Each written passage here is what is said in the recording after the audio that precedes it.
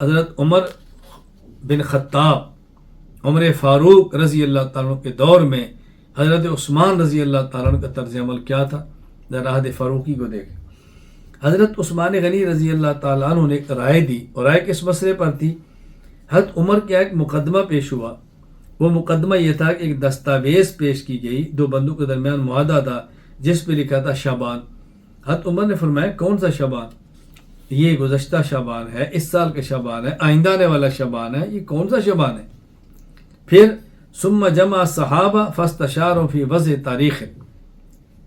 امام حافظ عماد الدین ابو الفدا اسماعیل ابن کثیر دمشقی رحمہ اللہ وفات 774 ہجری، البدایہ والنہایہ ابن کثیر یہ فرماتے ہیں کہ حضرت عمر نے مشورہ کیا کہ ہم ایسا کریں، کوئی نہ اب تاریخ ترتیب کے ساتھ لکھیں، کوئی تاریخ کی ترتیب بنا دیں تاکہ کل کو الجھنیں پیدا نہ ہوں۔ اب مشورہ کیا کہ اب یہ بتائیں کہ ہم اپنے اسلامی سن کی بنیاد کس کو بنائیں؟ جب رسول اللہ صلی اللہ علیہ وسلم پیدا ہوئے تھے وہاں سے شروع کریں، جب آپ کو نبوت کا آپ نے اعلان فرمایا تب سے شروع کریں، جب آپ نے ہجرت کی ہے تب سے شروع کریں، جب آپ وفات پا کے دنیا سے چلے گئے تب سے کریں۔ ہمارے سامنے چار چیزیں کہ مسلمان اپنے سال کو اور اپنی تاریخوں کو کہاں سے شروع کریں، ابتدا کہاں سے کریں؟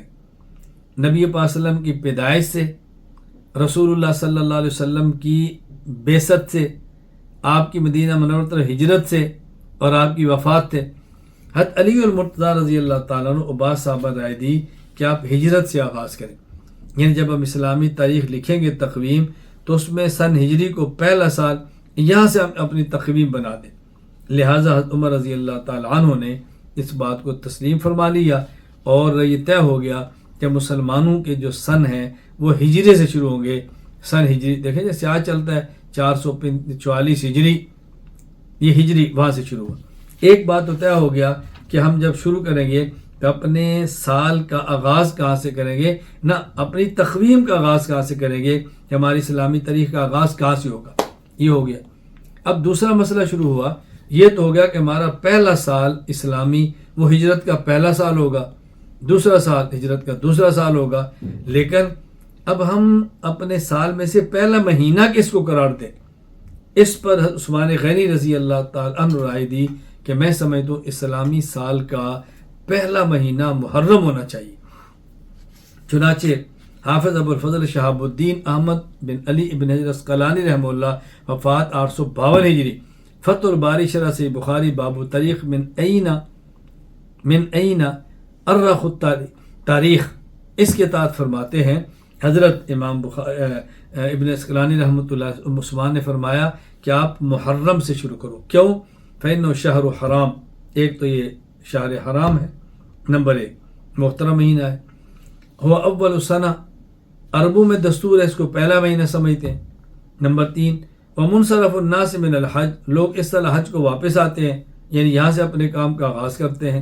وکان ذالک سنۃ 17 وقیل سنۃ 16 فی ربیع الاول، یعنی جب یہ مشورہ ہوا تو یہ شاید 17 ہجری تھا یا 16 ہجری تھا اور ربیع الاول کا مہینہ تھا۔ خیر، جب مسلمان اسلامی تقویم کا آغاز کیا تو پہلا سال سن ہجری ہو، حضرت علی اور دیگر صحابہ کا مشورہ تھا، حضرت عمر نے قبول فرمایا۔ اور اسلامی تاریخ کا پہلا مہینہ کون سا ہو؟ یہ محرم ہو، یہ حضرت عثمان غنی رضی اللہ عنہ کی رائے تھی جس کو حضرت عمر رضی اللہ تعالیٰ پسند فرمایا اور سب نے اتفاق فرما لیا۔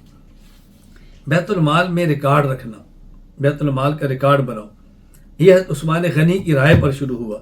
چنانچہ امام احمد بن یحییٰ بن جابر بن داؤد البلازری رحمہ اللہ وفات 279 ہجری، فتوح البلدان البلازری العطا فی خلافت عمر کے اندر فرماتے ہیں کہ حضرت عمر بن خطاب رضی اللہ تعالی عنہ نے مسلمانوں سے مشورہ کیا فی تدوین الدیوان۔ حضرت عثمان نے کہا ارا مالا کثیرا، میں سمجھتا ہوں کہ مال بہت زیادہ ہوگا، وَإِن لَمْ يُحْصُوا حَتَّى يُعْرَفْ مَنْ أَخَذَ مِمَّنْ لَمْ يَأْخُذْ حَسِبْتَ أَنْ يَنْتَشِرَ الْأَمْرُ، اگر ہم نے لوگوں کے نام نہ لکھے کس کو دیا ہے کس کو نہیں دیا تو اختلافات پیدا ہوں گے، تو میں سمجھتا ہوں کہ ہمیں باقاعدہ دیوان اور رجسٹر بنانے چاہیے کہ ہم نے کس کو کتنا دیا ہے، کس کو دیا ہے، کس کون باقی ہے۔ حضرت عمر نے اس رائے سے اتفاق کیا اور دیوان کا سلسلہ شروع ہو گیا، ریکارڈ۔ حضرت عمر رضی اللہ تعالیٰ عنہ کا بیت المال سے جو وظیفہ تھا حضرت عثمان کی رائے پر شروع ہوا۔ چنانچہ امام ابو عبداللہ محمد بن سعد بن منی الحاشمی البغدادی رحمہ اللہ وفات 230 ہجری الطبقات الکبریٰ لابن سعد کے فرماتے ہیں حضرت عمر رضی اللہ تعالیٰ عنہ نے ایک زمانہ بھر تک آپ نے وظیفہ نہیں لیا، حتیٰ کہ آپ کے ہاں فاقے تک کی نوبت آئی۔ آپ نے صحابہ کرام لوگ مشورہ کیا کہ میں کیا کروں، میں مشغول ہوں عمر خلافت میں، کاروبار میں نہیں کرتا، گھر میں بہت مسائل پیدا ہوتے ہیں۔ حضرت عثمان نے عرض کیا کل و اطعم، آپ بیت المال کے مال سے خود بھی استعمال فرمائیں اور بیت المال کا مال اپنے گھر والوں کو بھی اور دوسروں کو بھی آپ کھلائیں۔ حضرت عمر کا وظیفہ حضرت عثمان غنی رضی اللہ تعالیٰ عنہ کی رائے کے بعد بیت المال سے شروع کیا گیا۔ حضرت عمر رضی اللہ تعالیٰ نے ایک مرتبہ یعنی حج کا ارادہ فرمایا اور ازواج مطہرات رضی اللہ تعالیٰ عنہن کو آپ نے چاہا کہ سب حج پر جائیں۔ اب مسئلہ تھا پردے کا، تو جو ان کے محارم تھے جن سے پردہ نہیں تھا وہ تو ان کے قریب تھے اور باقی ان سب کی حفاظت کی عمر رضی اللہ تعالیٰ ترتیب کیا دی کہ سب سے آگے عبد الرحمن بن عوف کو رکھا اور سب سے بھی عثمان بن عفان کو رکھا کہ یہ ازواج مطہرات امہات المومنین کی حفاظت کرے۔ کس قدر اعتماد تھا عمر کو حضرت عثمان غنی رضی اللہ تعالیٰ عنہ پر۔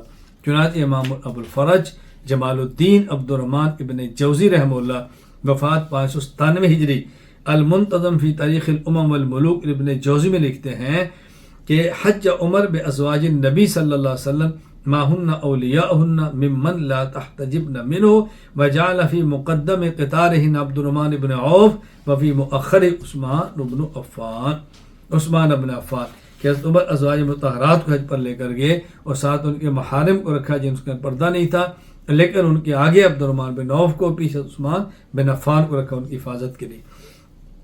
حضرت عمر رضی اللہ تعالیٰ عنہ سے جب کوئی بات پوچھنی ہوئی تھی صحابہ کرام عموماً عثمان رضی اللہ تعالیٰ عنہ کے درمیان میں واسطہ بناتے تھے، کیا پوچھو حضرت عمر رضی اللہ تعالیٰ عنہ سے۔ حضرت عمر رضی اللہ عنہ کا روب تھا، دبدبہ تھا، ہر بندے کو بات کرنے کی ہمت نہیں تھی۔ چنانچہ امام ابو جعفر محمد بن جریر بن یزید بن کثیر الطبری رحمہ اللہ وفات 310 ہجری تاریخ الطبری تاریخ الرسل والملوک اس کے اندر فرماتے ہیں کہ حضرت عمر رضی اللہ تعالیٰ ایک مرتبہ نکلے علی ماء یدعی سرارا، ایک ایسی جگہ پر جہاں جو پانی تھا اس جگہ سرار کہتے ہیں، اور آپ وہاں ٹھہرے۔ لوگوں کو اندازہ نہیں تھا کہ عمر ٹھہریں گے یہاں یا سفر کو جاری رکھیں گے، رکیں گے یا چلیں گے۔ وَكَانُوا إِذَا أَرَادُوا أَن يَسْأَلُوا عَن شَيْءٍ رَمَوْهُ بِعُثْمَانَ أو بِعبد الرحمن بن عوف، تو جب وہ پوچھنا ہوتا عبد الرحمن بن عوف یا عثمان کہتے ہیں کہ آپ پتہ کرو کہ اب حضرت عمر کیا چاہتے ہیں، یا رکنا چاہتے ہیں جانا چاہتے ہیں۔